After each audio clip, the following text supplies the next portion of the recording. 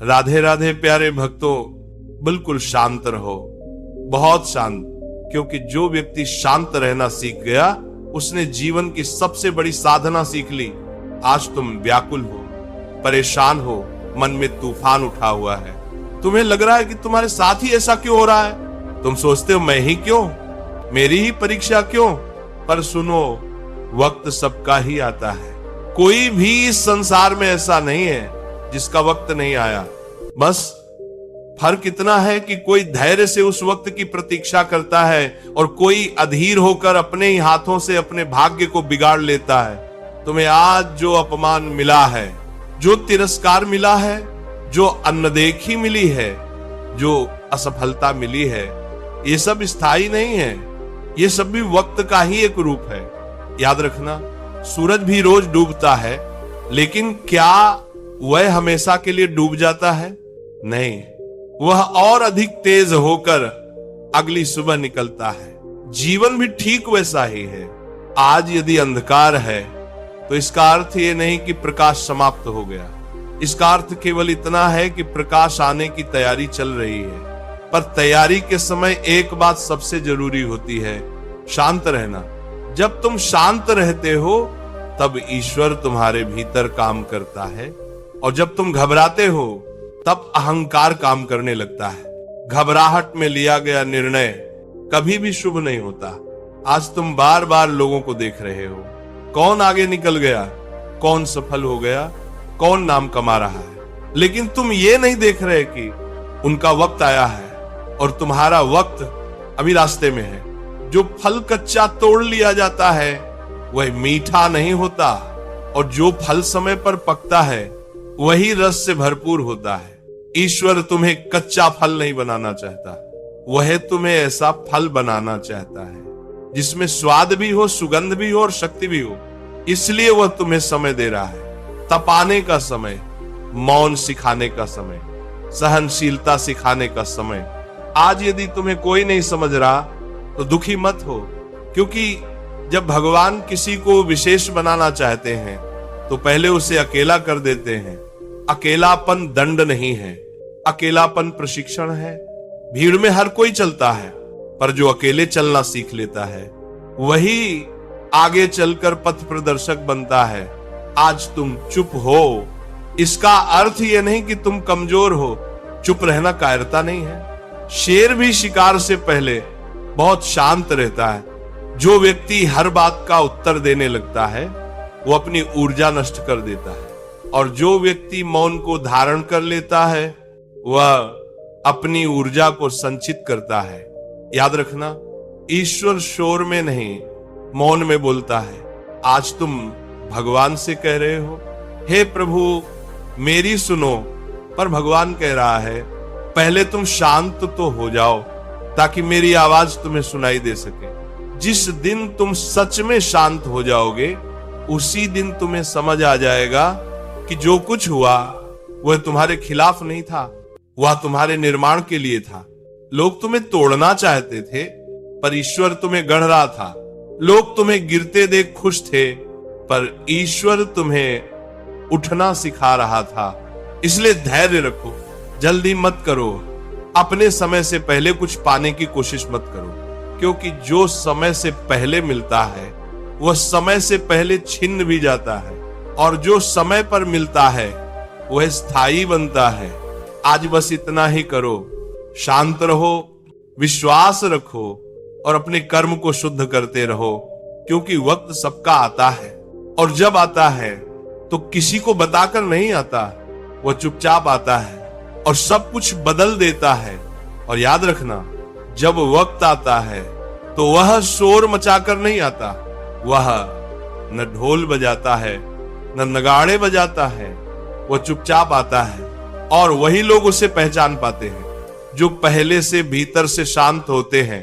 आज तुम बेचैन हो क्योंकि तुम्हें लग रहा है कि सब कुछ रुक गया है, पर सच ये है कि ईश्वर ने तुम्हें रोक नहीं रखा, वह तुम्हें संभाल रहा है। जैसे कोई कुम्हार मिट्टी के बर्तन को चाक पर घुमाते हुए बीच बीच में हाथ रोक लेता है ताकि बर्तन टूट न जाए, वैसे ही भगवान भी तुम्हारे जीवन के चाक को थोड़ा धीमा कर देता है ताकि तुम बिखर न जाओ। पर तुम ये समझ लेते हो कि शायद भगवान नाराज हो गया है। नहीं, कोई नाराज नहीं है, वह तो तुम्हें बचा रहा है उन चीजों से जिन्हें तुम अभी संभाल नहीं पाओगे। आज यदि धन नहीं है तो इसका अर्थ ये नहीं कि कभी होगा ही नहीं। आज यदि सम्मान नहीं है तो इसका अर्थ ये नहीं कि जीवन भर तिरस्कार ही मिलेगा। सम्मान भी एक भार होता है और धन भी एक परीक्षा होता है। भगवान पहले कंधे मजबूत करता है, फिर बोझ देता है, पर मनुष्य उल्टा चाहता है।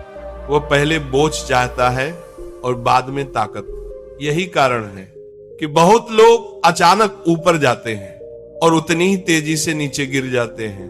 तुम्हें गिरने से बचाने के लिए भगवान तुम्हें धीरे चला रहा है, इसलिए शांत रहो।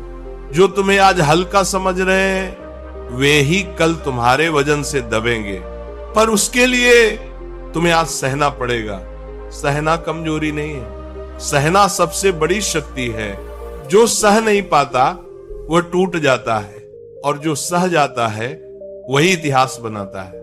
आज यदि कोई तुम्हारी बात काट देता है तुम चुप रहो।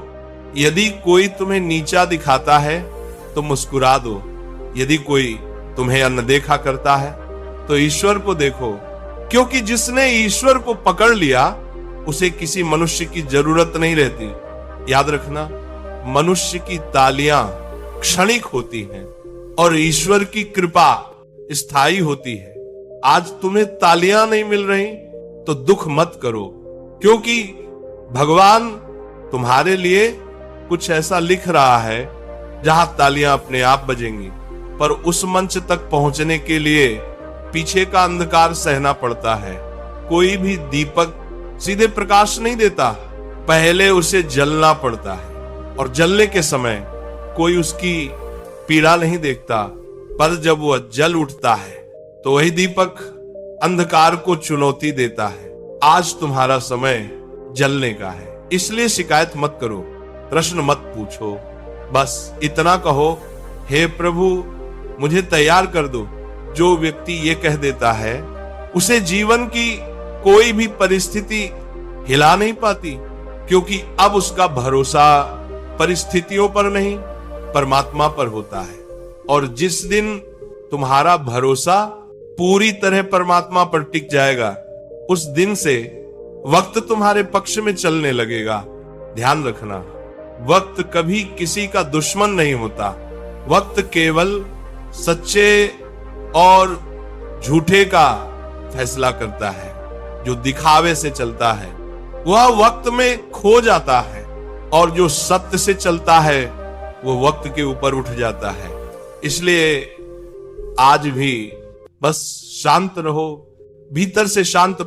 बाहर भले ही तूफान हो पर भीतर दीपक जलता रहे, क्योंकि जब वक्त आएगा तो वह तुम्हारे भीतर के उसी दीपक को पूरे संसार के सामने प्रकट करेगा और तब लोग कहेंगे ये अचानक कैसे बदल गया।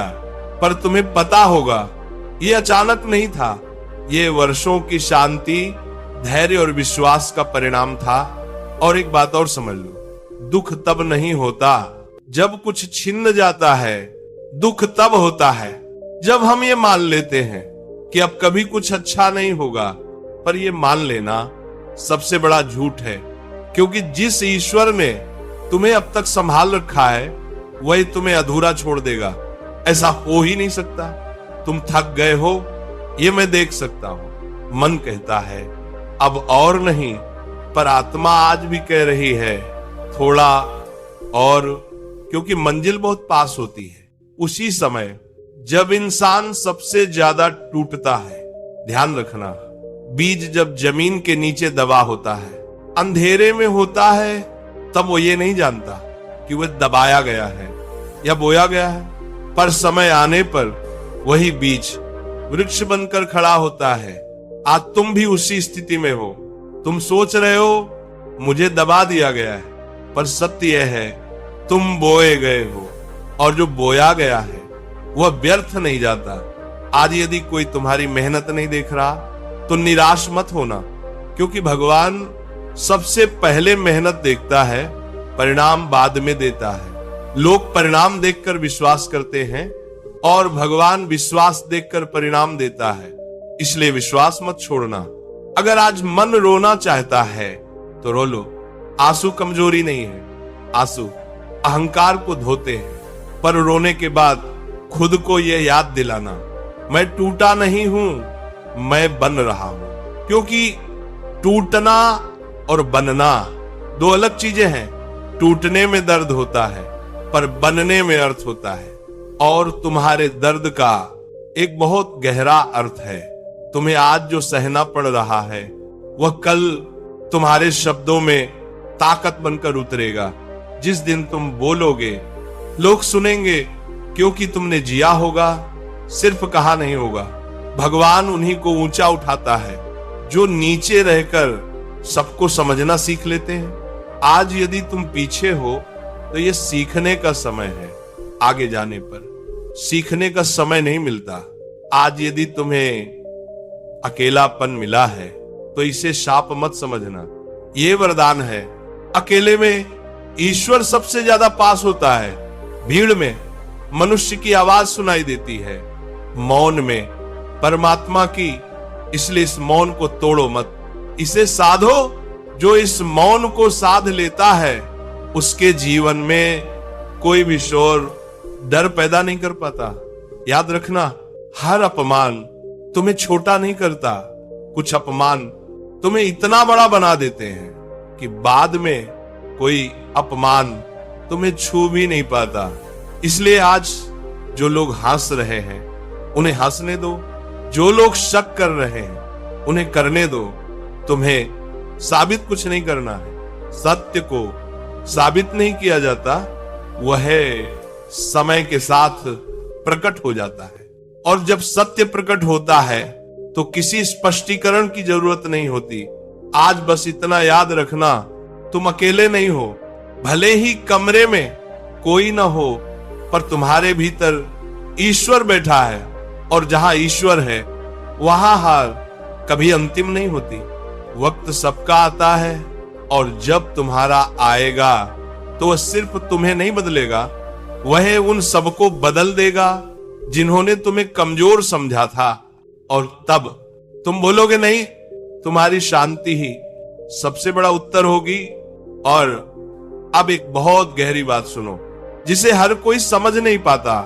भगवान जब किसी को वाकई आगे ले जाना चाहता है तो पहले उसके जीवन से सहारे छीन लेता है। क्योंकि जब तक सहारे रहते हैं तब तक भरोसा पूरी तरह ईश्वर पर नहीं टिकता। आज तुम्हें लग रहा है कि सबने साथ छोड़ दिया, कोई समझने वाला नहीं है।